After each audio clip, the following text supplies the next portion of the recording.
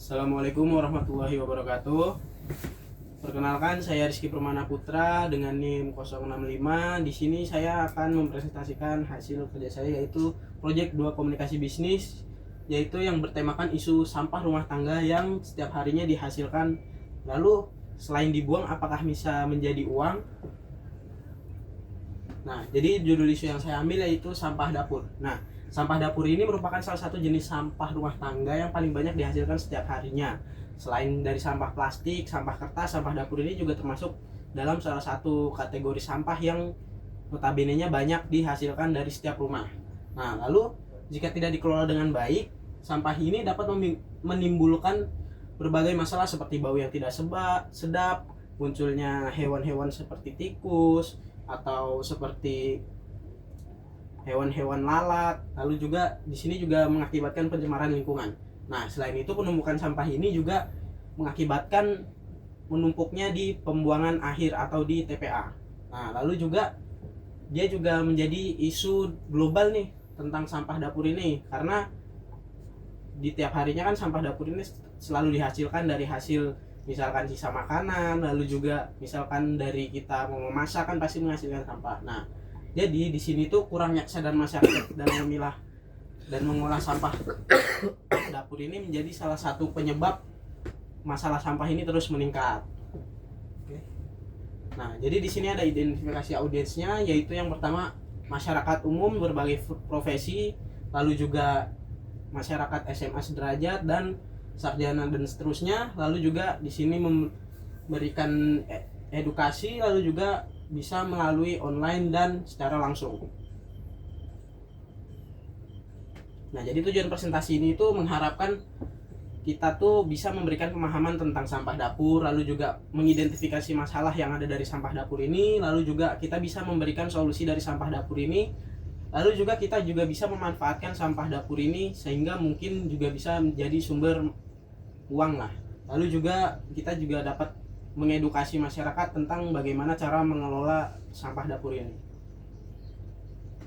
Nah, jadi apa itu sampah dapur? Nah, di sini sampah dapur itu adalah sampah organik yang dihasilkan dari sisa makanan seperti kulit buah, sayuran, dan bahan makanan yang tidak terpakai lagi. Nah, biasanya kan kalau teman-teman tahu, biasanya dibuang aja nih. Nah, tapi sekarang sampah dapur itu juga bisa dimanfaatkan loh. Nah, jadi sampah dapur ini kalau dibiarkan menumpuk tanpa dikelola tuh bisa menimbulkan bau yang tidak sedap, lalu juga mengundang lalat dan tikus, lalu juga mencemari lingkungan. Nah, cara mengelolanya itu dapat dilakukan dari rumah masing-masing. Sebelum kita buang, kita pilih dulu nih, oh ini sampah dapur, ini sampah plastik, dan ini sampah kertas. Jadi sebelum kita buang ke tempat sampah, kita pilih dulu nih, oh ini sampah dapur, kita pisahkan sendiri sama plastik dan sampah kertasnya. Lalu juga kita juga dapat mengurangi sisa makanan nih, jangan langsung dibuang, tapi kayak kita kumpulin, nanti kita manfaatkan.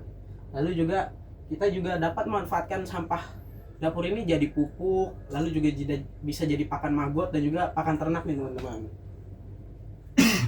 Nah, lalu di sini ada identifikasi masalahnya. Nah, masalah sampah dapur ini merupakan masalah lingkungan yang sering terjadi lah di masyarakat, karena sampah ini kan tiap harinya pasti dihasilkan lah, karena tiap hari teman-teman pasti masak dong, nggak mungkin sehari teman-teman nggak masak kan, nggak mungkin. Dan dari situ pasti ada sisa seperti sisa buah, sisa sayur atau sisa makanan.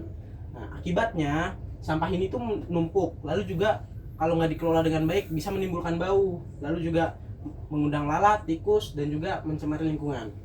Nah, penumpukan ini juga membuat tempat pembuangan akhir jadi penuh nih teman-teman, lalu juga berpotensi menimbulkan gangguan kesehatan. Seperti yang kita tahu, di Bekasi itu kalau nggak salah menghasilkan gas mentana itu sekitar hampir 1,2 ton per harinya.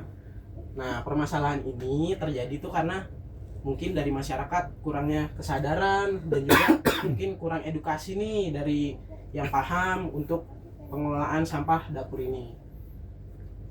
Nah, jadi di sini ada solusinya, yaitu salah satunya yaitu dengan memilah sampah sebelum kita buang teman-teman.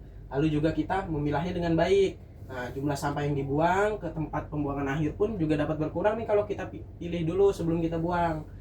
Lalu juga solusi lainnya yaitu kita juga bisa kasih edukasi, karena kita mungkin punya sedikit pengetahuan, kita kasih edukasi ke masyarakat, ke tetangga-tetangga. Lalu juga mengenai pentingnya mengelola sampah dapur, dan juga kita juga dapat menjaga lingkungan sekitar ya teman-teman.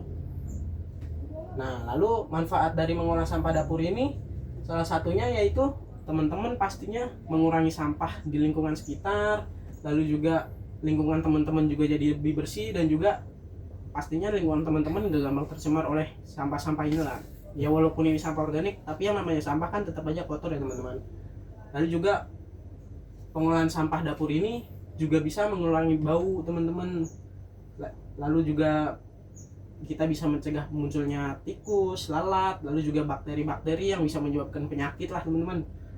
Lalu sampah ini juga bisa dimanfaatkan jadi kompos yang bagus banget nih teman-teman buat kita yang sering menanam tanaman, ataupun kita juga yang sering berkebun. Nah itu cocok banget nih teman-teman.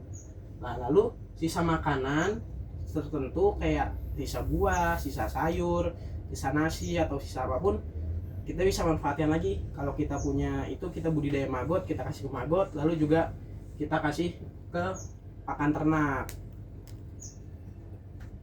Nah di sini kita akan sedikit mengedukasi untuk mengelola sampah dapur ini teman-teman.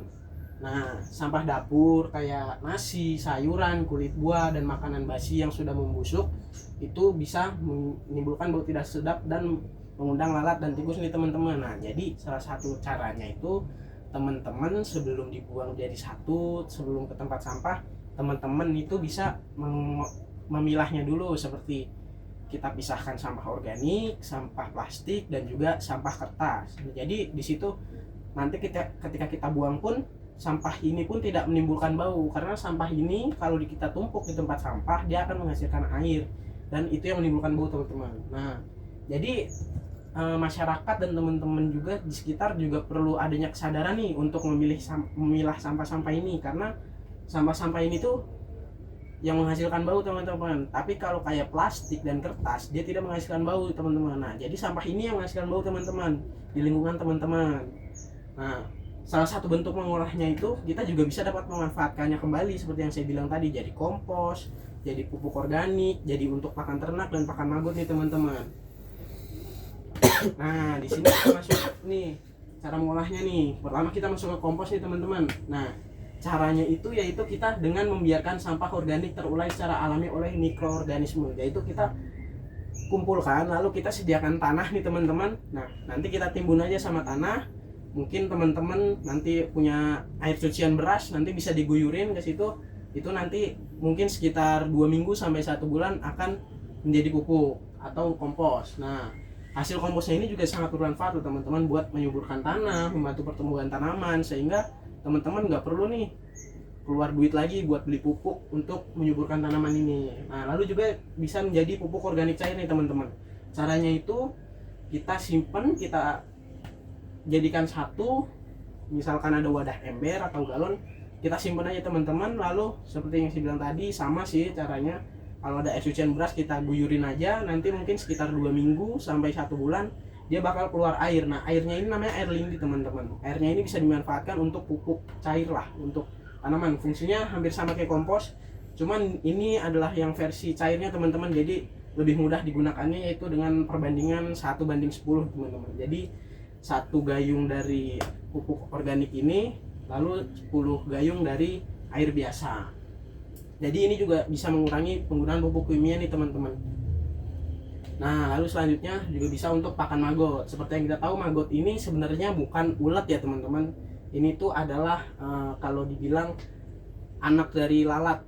Dan lalatnya ini bukan lalat-lalat yang di tempat sampah ya teman-teman. Ini lalat khusus, yaitu namanya black soldier fly, atau kalau orang-orang bilangnya lalat BSF. Nah lalat ini tuh dia hanya makan sisa-sisa sayur dan sisa-sisa sampah. Nah ini bukan yang di tempat sampah ya teman-teman, tapi lalat ini biasanya muncul itu karena sampahnya yang bersih ya teman-teman. Lalu juga selain itu maggot ini juga kandungan proteinnya tinggi nih teman-teman, jadi bagus banget buat pakan ikan, pakan ternak, dan lainnya nih teman-teman. Nah budidaya ini juga ada nilai ekonominya loh teman-teman. Jadi dia bisa dijual biasanya kalau nggak salah sekilo itu sekitar 10-12 ribu teman-teman. Lalu juga bisa menjadi pakan ternak. Jadi bisa jadi pakan alternatif selain kayak pur, atau misalkan yang udah jadilah kita beli di tempat hewan teman-teman. Jadi kita bisa memilahnya lalu kita berikan ke ternaknya ya teman-teman. Nah, harapan untuk audiensnya yaitu sadar untuk memilah sampah sejak dari rumah, lalu menciptakan lingkungan yang sehat dan bersih, lalu juga bisa memilah sampah sejak dari rumah, lalu juga mengurangi sampah rumah tangga yang dihasilkan teman-teman. Kesimpulannya, sampah dapur adalah salah satu jenis sampah yang paling banyak dihasilkan setiap harinya, seperti sisa makanan, kulit, buah, dan sayuran. Jika tidak dikelola dengan baik, sampah dapat menimbulkan berbagai masalah seperti bau, pencemaran lingkungan, dan munculnya hewan-hewan yang tidak diinginkan, serta meningkatkan penumpukan sampah di tempat pembuangan akhir. Permasalahan ini sering terjadi karena kurangnya kesadaran dan edukasi masyarakat mengenai pengelolaan sampah organik. Sampah dapur dapat dipilah untuk melakukan pemisahan sehingga di tempat pembuangan akhir bisa berkurang. Lalu juga membantu menjaga kebersihan lingkungan. Lalu manfaat ekonominya pun juga ada nih teman-teman. Nah, mungkin cukup sekian dari saya, kurang lebihnya mohon maaf. Wassalamualaikum warahmatullahi wabarakatuh. Waalaikumsalam.